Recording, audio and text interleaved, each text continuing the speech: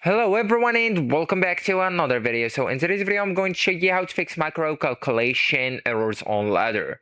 So if your app is showing incorrect calories, protein, carbs, fats or daily macro totals, you will need to start by effects, okay, which is updating the app. So actually guys, you will need to open the Apple App Store right here and just by tapping on it, and then guys you will need to go and tap on the profile icon or the profile picture that's located at the top right corner of it, and then just scroll all the way down until you can see Ladder's app. Okay, so this is the app, and then just go and tap on update next to it if available. Right, so nutrition tracking bugs are often fixed in updates.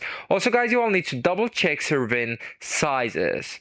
So most macro errors come from wrong serving units, incorrect portion sizes, and confusing cooked versus raw weights, and duplicate meal entries. Okay, so for example, 100-gram cooked rice not equal to 100-gram uncooked rice. So just guys, recalculate your nutrition goals. So if your goal recently changed, like weight, activity level, bulking, cutting phase, workout intensity, then your macros you need to refresh manually inside the app settings. Okay, so actually guys, that's it. This is the end of the video. Thank you so much for watching, and goodbye.